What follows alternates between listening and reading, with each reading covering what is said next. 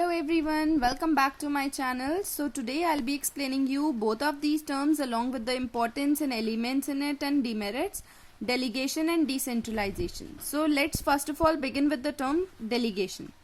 Delegation का क्या मतलब होता है? इसका मतलब होता है it refers to the downward transfer. Downward मतलब ऊपर से नीचे तक ट्रांसफर किया जाता है किसका? Of authority.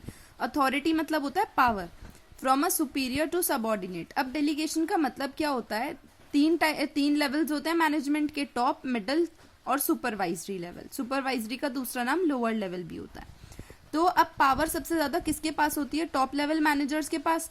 तो यानी जो ये अथॉरिटी मतलब है पावर, तो अगर हम पावर को डेलीगेट कर रहे हैं यानी ट्रांसफर कर रहे हैं तो वो भी कैसे होगी? टॉप लेवल से मिडिल तक और मिडिल से सुपरवाइजरी तक.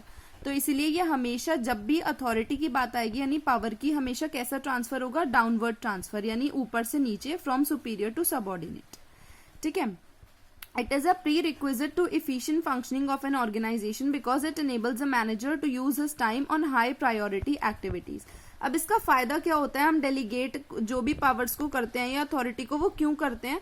वो इसीलिए करते हैं ताकि जो मैनेजर्स हैं वो फोकस एरियाज पे यानी जो इंपॉर्टेंट एस्पेक्ट्स या इंपॉर्टेंट एरियाज हैं उनके ऊपर अच्छे से ध्यान दे सकें, और जो बाकी छोटी छोटी फील्ड्स हैं उस पर डिवीजन करने के बाद बाकी सब ध्यान दे सके.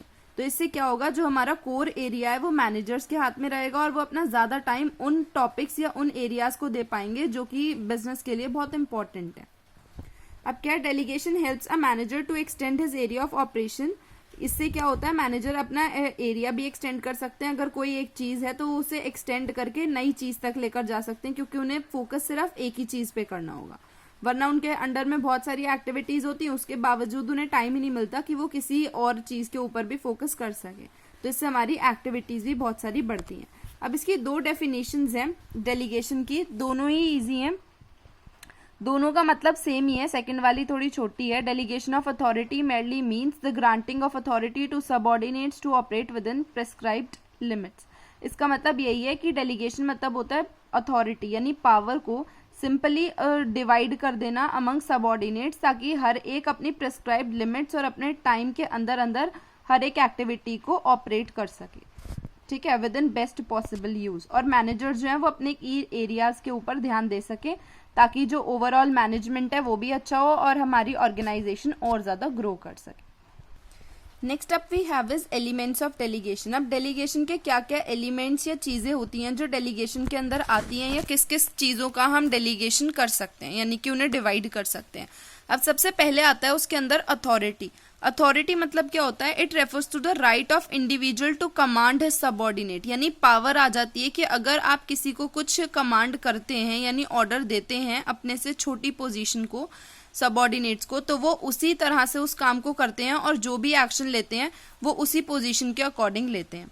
तो अथॉरिटी मतलब क्या होता है? राइट ऑफ एन इंडिविजुअल, किसी भी इंडिविजुअल पे अगर ये अधिकार है टू कमांड हिज सबऑर्डिनेट, कि वो उससे छोटे लेवल पे जो वर्क कर रहे हैं उन्हें कमांड कर सके, and take action within the scope of his position, और जो भी उसकी पोजीशन है उसके अंदर अंदर वो जो भी एक्शन लेना चाहे वो एक्शन ले सकता है.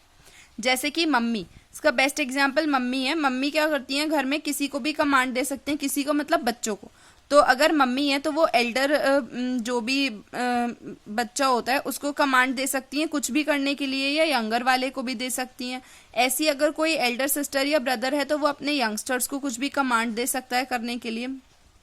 तो ये सारे ऐसी अथॉरिटीज पोजीशन जो होती हैं वो मैनेजमेंट की बिजनेस के अंदर भी होती हैं, कि जिसकी जितनी अच्छी पोजीशन होती है उसके पास उतनी ही अथॉरिटी होती है यानी पावर होती है, और वो अपने सबऑर्डिनेट्स को किसी भी चीज़ के लिए अपनी पावर के अंदर पोजीशन का यूज़ कर कर उन्हें बोल सकता है कि किस किस स्कोप के अंदर उन्हें वर्क करना और कैसे कैसे करना है.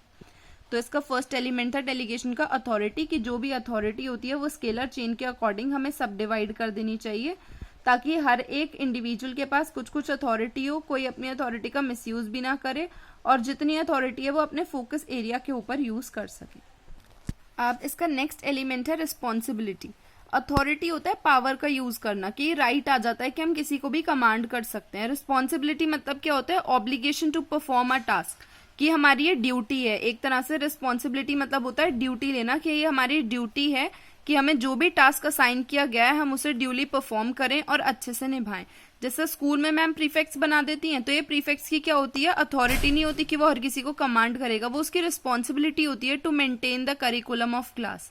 तो अथॉरिटी और रिस्पॉन्सिबिलिटी दोनों में डिफरेंस होता है काफी। अथॉरिटी मतलब होता है सिंपल कमांड देना, बिना ये सोचे समझे कि वो सही है या नहीं, बस अपनी पावर को यूज करना।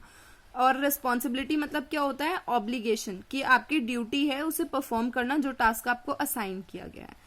तो हमें ये ऐसे अराइज करना चाहिए कि सुपीरियर और सबऑर्डिनेट्स के अंदर ऐसी रिलेशनशिप स्टैब्लिश करनी चाहिए कि उनके ऊपर जिसको जो जो ड्यूटी दी गई है ऊपर से लेकर नीचे तक फ्लो कर, वो सब उसको अच्छे से निभाएं। Next we have is accountability. Accountability का मतलब होता है आंसरेबिलिटी, ठीक है। अब जिसको जो भी ड्यूटी असाइन की गई है वो उसकी रिस्पॉन्सिबिलिटी है उसे विद इन टाइम कंप्लीट करने के लिए। तो अगर जो सुपीरियर वाले थे उन्होंने सबऑर्डिनेट्स को कोई ड्यूटी दी है, तो फिर जो सबऑर्डिनेट्स वाले हैं वो सुपीरियर को हमेशा आंसरेबल होंगे उस चीज के लिए। अगर वो उसे नहीं करते हैं, इन प्रॉपर वे में करते हैं, या कुछ भी प्रॉब्लम आती है, तो वो हमेशा अपने सुपीरियर्स को आंसरेबल होंगे, ठीक है। तो ये भी कैसे अराइज होती है, जो भी अकाउंटेबिलिटी होती है वो रिस्पॉन्सिबिलिटी से ही अराइज होके आती है, क्योंकि अगर आप किसी चीज को करने की जिम्मेदारी लोगे तभी आप उसके लिए आंसरेबल होते हो, ठीक है।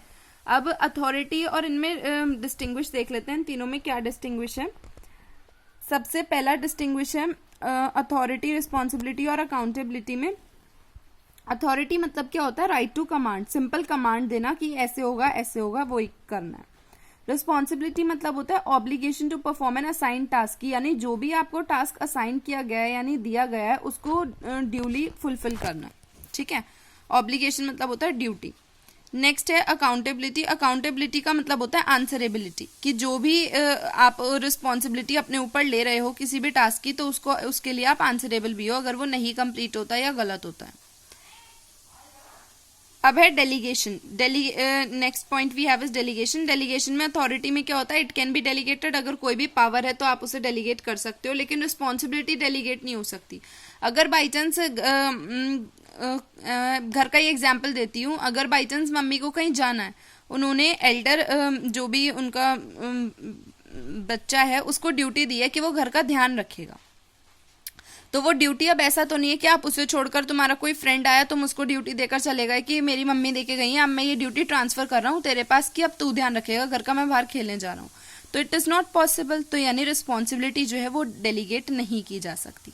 अब है अकाउंटेबिलिटी। अगर रिस्पॉन्सिबिलिटी ही नहीं दे सकते हम किसी को आगे ट्रांसफर करके, तो वो अकाउंटेबल भी नहीं होगा, तो यानी अकाउंटेबिलिटी भी डेलीगेट नहीं की जा सकती। नेक्स्ट है ओरिजिन।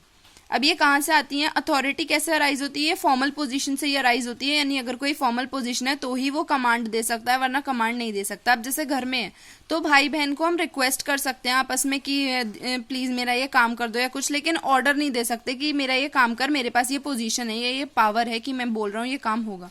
तो ये सिर्फ कहाँ आती है, फॉर्मल पोजीशन पे ही आती है, यानी बिजनेस वर्ल्ड में। Next we have responsibility that arises from delegated authority. अगर किसी की अथॉरिटी डेलीगेट होकर आती है तो ही रिस्पॉन्सिबिलिटी होती है, और अकाउंटेबिलिटी तब जब रिस्पॉन्सिबिलिटी आती है। नेक्स्ट है फ्लो। अब ये कैसे फ्लो होता है, अथॉरिटी अभी मैंने बताया था डाउनवर्ड फ्लो होता है, यानी सुपीरियर अपने सबऑर्डिनेट्स को ही ऑथराइज कर सकते हैं कुछ करने के लिए। नेक्स्ट रिस्पॉन्सिबिलिटी, ये कैसे फ्लो होती है, ये अपवर्ड फ्लो होती है, यानी सबऑर्डिनेट्स से सुपीरियर, क्योंकि अगर उनके पास पावर डेलीगेट होकर आई है और कुछ चीज आई है तो वो नीचे वाले ही ऊपर वालों के यानी सुपरवाइजरी वाले ही टॉप वालों को रिस्पॉन्सिबिलिटी देंगे। नेक्स्ट है अकाउंटेबिलिटी। वो भी हमेशा कैसे होगा, अपवर्ड फ्लो की। अकाउंटेबल कौन होगा, जो काम कर रहा होगा, वो जिसने काम कराया होगा उसे अकाउंटेबल होगा, तो यानी मैनेजर्स को उनके सबऑर्डिनेट्स रिस्पॉन्सिबल होंगे, तो ये हमेशा नीचे से ऊपर फ्लो करता है, that is an upward position. Next we have is importance of delegation. अब डेलीगेशन की इंपॉर्टेंस क्या क्या है, सबसे पहले इफेक्टिव मैनेजमेंट। अगर डेलीगेशन अच्छे से हो रहा है, यानी अथॉरिटीज को हमने या रिस्पॉन्सिबिलिटीज को सब डिवाइड अच्छे से कर लिया, तो उससे मैनेजमेंट बहुत इफेक्टिवली वर्क कर पाएगा, और हमारे पास बहुत ज्यादा मैनेजर्स के पास टाइम होगा कि वो इफेक्टिवली जो की इंपॉर्टेंट एरियाज हैं उनके ऊपर ज्यादा ध्यान दे पाएंगे, तो उनके पास ज्यादा अपॉर्चुनिटीज आएंगी नए नए एरियाज में या फील्ड में ध्यान देने की। Next we have is employ development. Employees का डेवलपमेंट कैसे होगा, उन लोगों को भी जॉब सेटिस्फैक्शन होगा, कुछ रिस्पॉन्सिबिलिटी होगी तो उनके करियर प्रोस्पेक्ट्स अच्छे होंगे, नया नया टैलेंट यूटिलाइज होगा, उनके पास भी अपॉर्चुनिटीज आएंगी अपने आप को ग्रो करने की, कुछ शो करने की। ठीक है। इससे उनके चांसेस भी होंगे, उनकी स्किल्स वगैरह इनहेंस होगी, एक्सपीरियंस थोड़ा सा बढ़ेगा, पोजीशन बढ़ सकती है। Next we have is motivation of employees. Employees का बहुत ज़्यादा मोटिवेशन होगा कि हाँ हमारे ऊपर भी ध्यान दे रहे हैं, हमारी सेल्फ स्टीम बढ़ेगी और उससे क्या होगा, उनकी परफॉर्मेंस भी और ज़्यादा बढ़ेगी। Next we have is facilitation of growth. Growth के चांसेस बहुत ज़्यादा होंगे क्योंकि जो मैनेजर्स हैं वो की इंपॉर्टेंट एरियाज पे ध्यान देंगे और अगर की एरियाज ही इंप्रूव हो जाएंगे तो पोजीशन भी इंप्रूव होगी और एम्प्लॉयज भी अपने आप में ग्रो करेंगे, तो उससे ऑर्गेनाइजेशन की भी ग्रोथ होगी। Next we have is basis of management hierarchy. इसका मतलब क्या होता है, इसका मतलब होता है डेलीगेशन करने से जब भी हम अथॉरिटी डेलीगेट करते हैं इनके रिलेशनशिप जो हैं वो अच्छे होंगे। अथॉरिटी डेलीगेट करने के बाद हर एक जना जो भी इंडिविजुअल वर्क कर रहा है वो अपनी जॉब पोजीशन को एंजॉय कर पाएगा और उसके पास कुछ ना कुछ अथॉरिटी होंगी तो उसे अच्छा मोटिवेशन मिलेगा काम करने से। नेक्स्ट है बेटर कोऑर्डिनेशन। आपस में जब एलिमेंट्स जो थे डेलीगेशन के, अथॉरिटी, रिस्पॉन्सिबिलिटी, आंसरेबिलिटी, आपस में जब डिवाइड होंगे, हर एक के पास अपनी ड्यूटी होगी, कोई डुप्लीकेशन ऑफ वर्क नहीं होगा, हर एक चीज़ की क्लियर पिक्चर दिखेगी, कोई ओवरलैपिंग नहीं होगी, तो उससे क्या होगा, कोऑर्डिनेशन बहुत अच्छा होगा और वर्क जो है वो बहुत ईजिली हर एक काम टाइमली कंप्लीशन पे हो जाएगा। ठीक है। Next we have is decentralisation. अब डेलीगेशन क्या था, डेलीगेशन का मतलब था सिंपल कि अपनी पावर को सुपीरियर से सबऑर्डिनेट में डिवाइड कर देना। ठीक है, तो थोड़ी बहुत पावर्स को डिवाइड कर देते हैं, थोड़ी बहुत नहीं। डिसेंट्रलाइजेशन का मतलब होता है जितनी भी पावर है सारी की सारी पावर लोएस्ट लेवल के अंदर आप डिवाइड कर सकते हो, यानी डेलीगेट कर सकते हो, एक्सेप्ट, लेकिन किसको छोड़कर, जो कुछ कुछ एरियाज ऐसे हैं की एरियाज जो सिर्फ एक सेंट्रल पॉइंट पे यानी इंपॉर्टेंट पर्सन ही मैनेज कर सकते हैं, उन्हें छोड़ के बाकी जितनी भी एक्टिविटीज, जितनी भी चीजें हैं उन सबको डेलीगेट कर दें लोअर लेवल तक। तो यही है कि everything which goes to increase the importance of subordinate role is decentralisation. कि इससे होगा सारी चीजें डिसेंट्रलाइज कर दो, सब कुछ दे दो अपना। ऊपर वाली डेफिनेशन भी अच्छी है, लुइस एलन ने जो दी है, decentralisation refers to systematic effort. ये एक ऐसा एफर्ट है to delegate to the lowest level all the authority, कि तुम्हारे पास जितनी भी पावर्स हैं वो सारी डेलीगेट कर दो, यानी डिवीजन कर दो उनका लोएस्ट लेवल तक, except that is which can be exercise at central point. लेकिन उन्हें छोड़कर जो सिर्फ एक सेंट्रल पॉइंट यानी एक जिसके पास अथॉरिटी, एक्सपीरियंस, पावर सब कुछ हो वही कर सकता है। उन एक्सरसाइजेस को छोड़कर बाकी सब कुछ डेलीगेट कर दो लोअर लेवल तक। ठीक है, तो इसकी इंपॉर्टेंस क्या है, इन दोनों में डिफरेंस है। डिसेंट्रलाइजेशन सिंपल ये था, डिवीजन ऑफ पावर्स, और इन तीनों चीजों को डिवाइड कर दो जो उसके एलिमेंट से। डिसेंट्रलाइजेशन होता है सारी ही पावर दे दो except those which can be exercise at central point. तो यानी डिसेंट्रलाइजेशन मतलब होता है सब कुछ डिवाइड कर देना, और डेलीगेशन मतलब होता है सिंपल जो जिस लेवल तक डिवाइड किया जा सकता है उसे उसे देना। कुछ टॉप लेवल्स को के पास ही रहेगा, कुछ मिडिल के, कुछ सुपरवाइजरी। ठीक है, अब पढ़ते हैं इसके इम्पोर्टेंस की तरफ।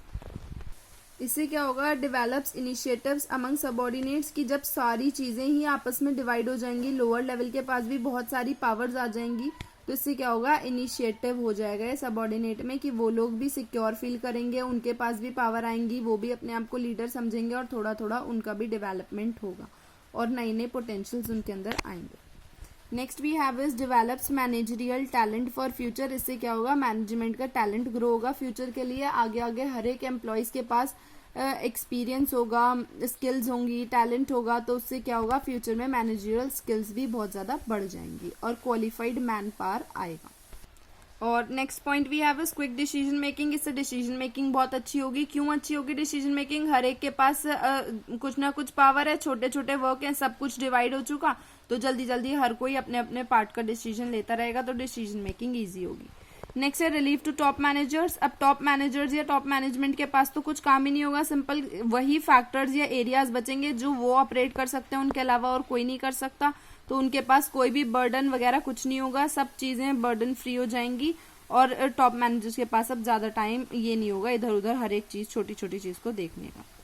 Next we have is facilitates growth. इससे ग्रोथ बहुत अच्छी होगी, कंपटीशन बहुत बढ़ जाएगा, एक्सपेंशन होगी ऑर्गेनाइजेशन में, प्रोडक्टिविटी इंक्रीज होगी, टाइमली कंप्लीशन हो जाएगा वर्क का, डुप्लीकेशन नहीं होगा, तो इसके बहुत सारे फैक्टर्स हैं और जब ये सारी चीजें होंगी तो ऑर्गेनाइजेशन जो है वो ग्रो करेगी। Next we have is better control. Control बहुत अच्छा होगा। कंट्रोल क्या होता है, कंट्रोल ये नहीं होता किसी चीज को कंट्रोल करना, कंट्रोल मतलब होता है देखना कि जो हमने प्लान्स बनाए थे एज पर दैट वर्क हो रहा है या नहीं, और अगर नहीं हो रहा तो डेविएशंस फाइंड करना और अपने फीडबैक्स देना।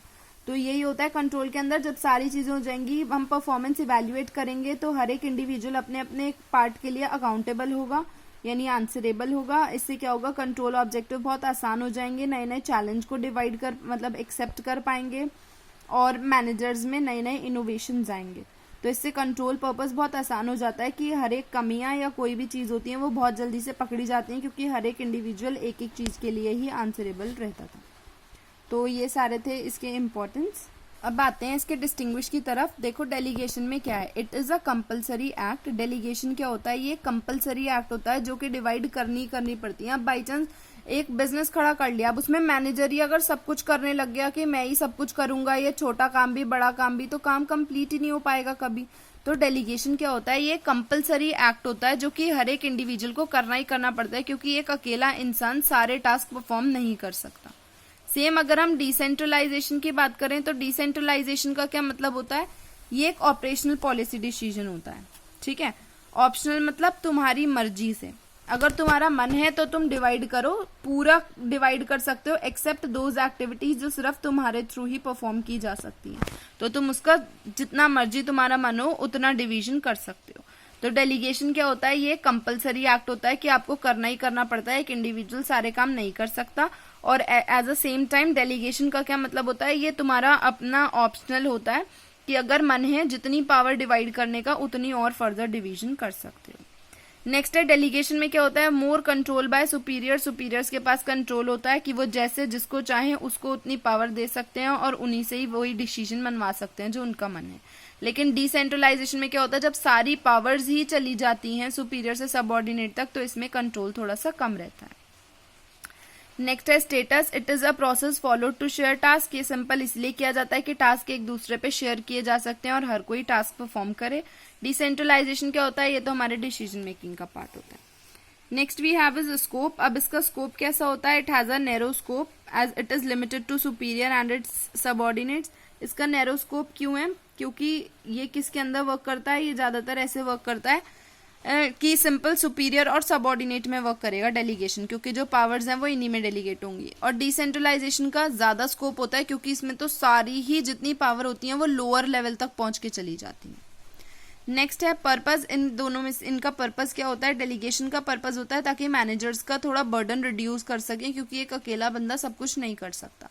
और डिसेंट्रलाइजेशन का मतलब होता है कि बस ताकि सबऑर्डिनेट्स का भी कुछ रोल हो, उन्हें भी थोड़ा सेटिस्फैक्शन हो कि हाँ हम लोग भी ऑर्गेनाइजेशन में कुछ करते हैं और कुछ कर सकते हैं, तो ये सेटिस्फैक्शन लेवल के लिए होता है। और अगर थोड़ा बहुत बर्डन भी रिमूव करवाना हो मैनेजर्स को तो भी ऐसा कर देते हैं, लेकिन डेलीगेशन एक कंपलसरी एक्ट होता है जो कि कराना पड़ता है हर एक इंडिविजुअल को। और डिसेंट्रलाइजेशन ये एक ऑप्शनल होता है कि जितनी पावर आप डिवाइड करना चाहते हो उतनी कर सकते हो। आई होप आपको ये दोनों टर्म्स के अंदर डिस्टिंग्विश समझ में आ गया होगा। Thanks for watching the video.